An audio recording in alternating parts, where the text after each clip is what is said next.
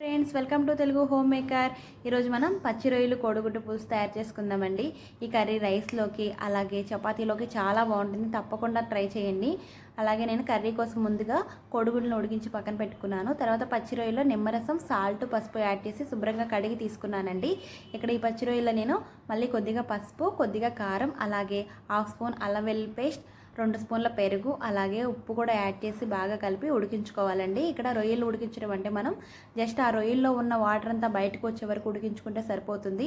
అలా రొయ్యల్లో ఉన్న వాటర్ బయటికి రాగానే ఆ రొయ్యలను మనం సపరేట్ చేసి పెట్టుకుందాం.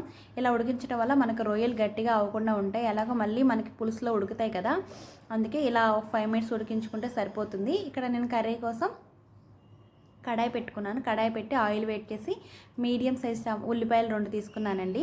ఈ మీడియం సైజ్ ఉల్లిపాయలు 2, అలాగే ఒక పచ్చిమిర్చి కూడా యాడ్ చేసి ఈ ఉల్లిపాయ ముక్కలు మనం బాగా ఎర్రగా వేయించుకుందాం.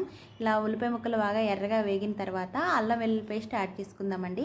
ఇక్కడ నేను ఫ్రెష్గా గ్రైండ్ చేసిన అల్లం వెల్లుల్లి పేస్ట్ని యాడ్ చేస్తున్నాను. ఇలా ఫ్రెష్గా యాడ్ చేయడం వల్ల కర్రీ టేస్ట్ చాలా బాగుంటుంది. ఫ్రెష్గా యాడ్ చేయడానికి ట్రై చేయండి.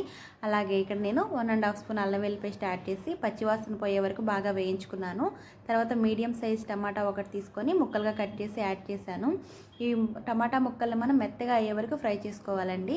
ఇక్కడ నేను ముందుగానే చింతపండు పులుసు కోసం నేను ఒక చిన్న నిమ్మకాయ సైజ్ అంత చింతపండు తీసుకొని పులుసు రెడీ చేసి పెట్టుకున్నాను.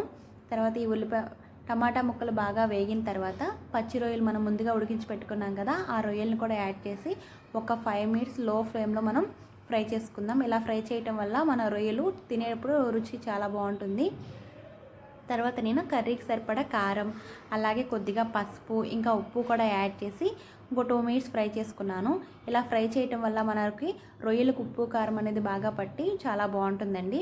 తర్వాత నేను ఇక్కడ కోడిగుడ్లు మనం ముందుగా ఉడికించి పెట్టుకున్నాం కదా, 3 కోడిగుడ్లని, ఆ కోడిగుడ్లని యాడ్ చేసుకున్నాను.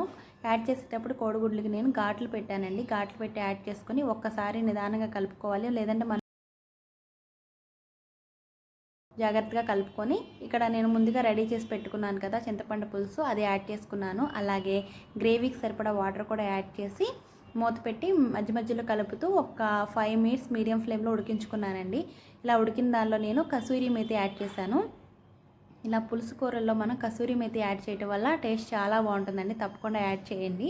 ఇక్కడ కసూరి మేతి నేను జస్ట్ కొద్దిగా వెయిట్ చేసి తీసుకున్నాను. వెయిట్ చేసి ఆ పౌడర్లా చేసి వేసుకున్నాను. తర్వాత గరం మసాలా 1 స్పూన్, అలాగే కట్ చేసిన కొత్తిమీర కూడా యాడ్ చేసి ఒకసారి బాగా కలుపుకోవాలి. అంతేనండి, మన ఎంతో టేస్టీ అయిన పచ్చి రొయ్యలు కోడిగుడ్డు పులుసు రెడీ.